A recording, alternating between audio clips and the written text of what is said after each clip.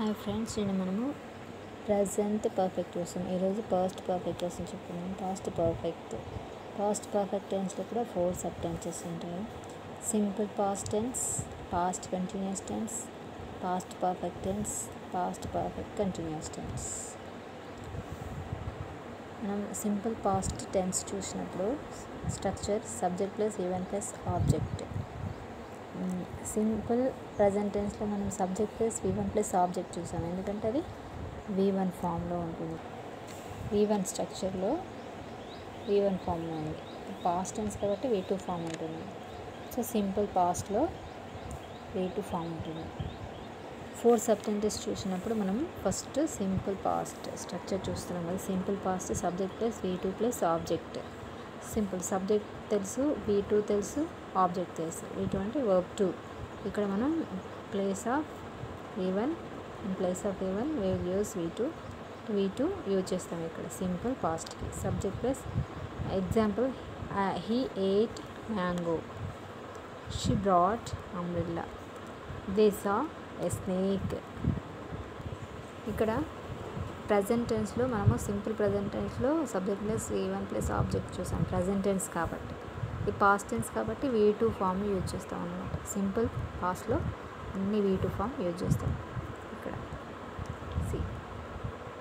ate, went, brought, bought, looked, walked, saw, read, same spelling ఉంటుంది, కాకపోతే pronunciation వేరు ఉంటుంది. read spelling same but pronunciation reading. V1, V2, V3, V4, eat, ate, eaten, eating, go, went, gone, going, buy, bought, buying, bring, brought, bringing, looked, looking, walk, walked, walking, see, saw, seen, seeing, read, reading. ఇక్కడ simple past subject plus V2 plus object. he ate mango, she brought umbrella, they saw a snake. Next past కంటిన్యూస్లో ఎలా ఉంటుంది? Past continuous అంటే present continuous అంటే నేను ఇప్పుడు చెప్తున్నాను కదా. పాస్ట్ కంటిన్యూస్ అంటే ఈ టైంకి నేను ఏం చెప్పాను, నిన్న ఈ టైంకి టెన్సెస్ చెప్పాను.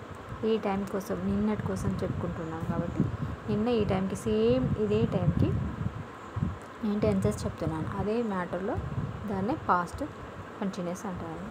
Structure subject plus was or were అంటే సింగులర్ అయినప్పుడు వర్స్ యూజ్ చేస్తాం. I was teaching English grammar. Were present.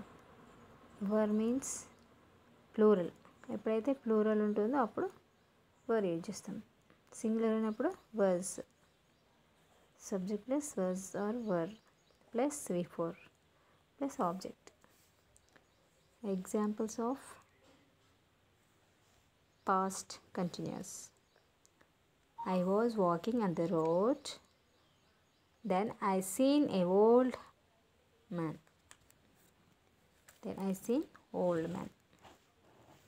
Next, yesterday I was eating sweet at the same time. ఈ టైంకి నేను స్వీట్ తింటున్నాను. That is the meaning.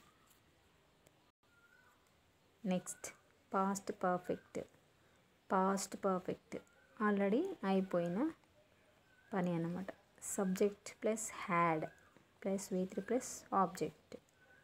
Subject had.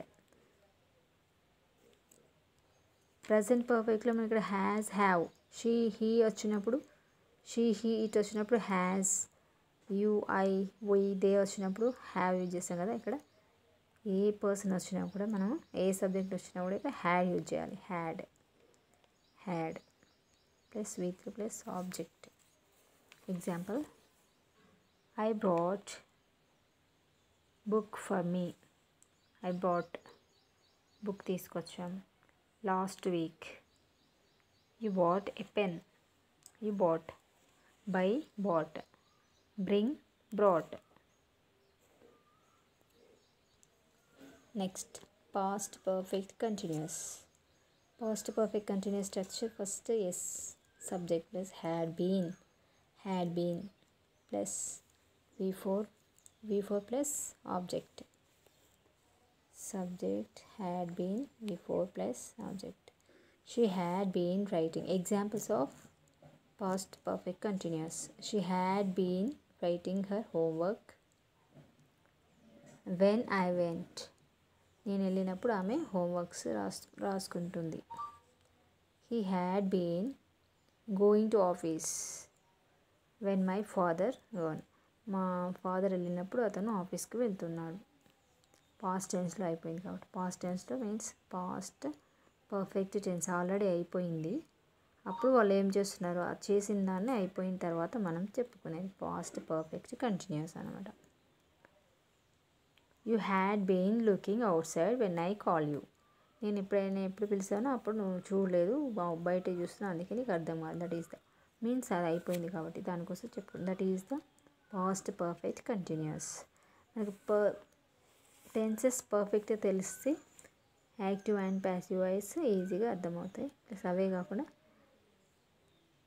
Direct indirect speech కూడా tenses తెలిస్తేనే అర్థమవుతాయి.